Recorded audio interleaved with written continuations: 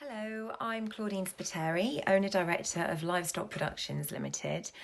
We're a small business specialising in the events industry, in entertainment. So we produce content, media content and live performance for the events industry predominantly. So as you can imagine, our business has taken a little bit of a hit in recent weeks. The events industry has been really affected by COVID-19 and the current climate. This is my office. I'm sitting it's a garden office, a small garden office at the end of our property. And as you can see, there's gym equipment in the background. That's because we've turned it into an office, into a gym, and my husband has commandeered a large section of the office as well. He works in banking, so he's set up multiple screens and he's working from home here, whereas he would usually go into the city. All of this, the changes in this room, are testament to the fact that our business has really taken a downturn. I think you probably are aware that the events industry is one of the hardest hit. They're always the first to go in any kind of recession, but particularly in something like this with social distancing, self-isolation, lots of clients have postponed or cancelled their events.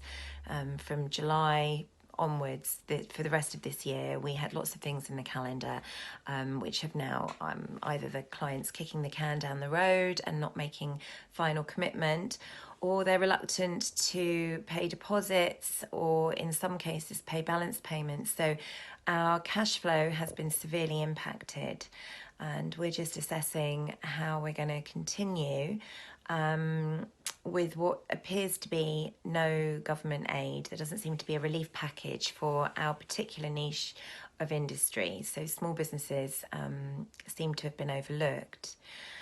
So, you know, the job retention scheme as well is something that I'm not sure that I qualify for. As an owner, director, I'm not sure that my accountants are telling me they don't think I do. But we are further investigating that. But we don't have any kind of benefit from business rates relief, and even VAT relief. You need to be making the payments to get the VAT relief. So it's a really tricky situation. What our major concern right now is the fact we have suppliers to pay. Although we're a small business and we only have a couple of us that work full time in the office, we also have lots of suppliers that we bring in, freelancers, to work on the run up to events, to produce events, to production manage, stage manage, production design, costumiers, stylists, performers. And, you know, we need to be able to be in a position to continue paying these people, and to secure them for future events as well. And what I think's really kind of missing for us is just, you know, we wouldn't necessarily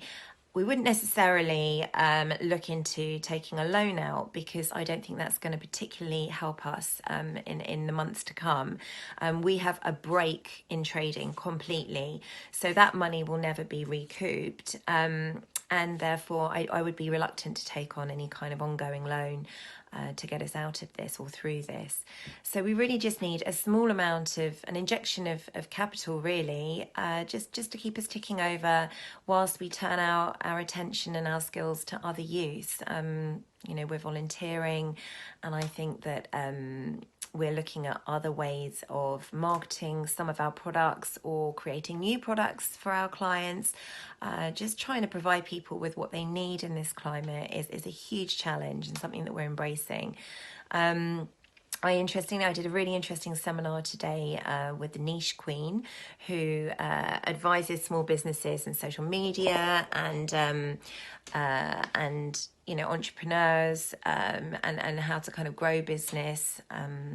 And really amazing. I took some notes. It was all about sort of Maslow's hierarchy of needs, and the laws of giving and reciprocity and gratitude and attraction, the law of abundance, and how often when you give, you receive in return in ways that don't necessarily correlate with how you've been giving.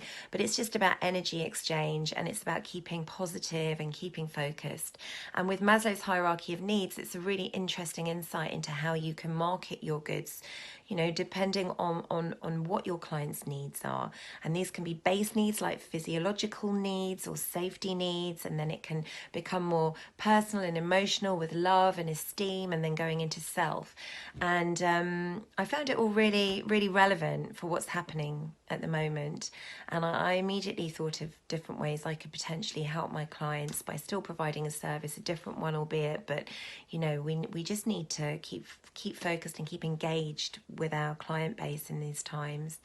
But you know, ultimately I'm really hoping that the government is going to step up and is going to recognise that our businesses have been overlooked and that relief is required. And we employ a lot of people over the course of a year. You know, we do multiple events in multiple countries, and we have a really wide net of creatives and operations people who we regularly employ, and it would be a shame for businesses like ourselves not to survive this crisis. So yeah, as much as I'm enjoying using the gym and homeschooling my children and keeping the food coming and the house clean and all the things that we need to do in these isolated times, I want to be spending more time on my business, and I really hope that the government is going to be able to support us so that we can keep going and continue doing the job that we do at the end of all of this. So thank you to the Nighttime Industries for everything that they're doing.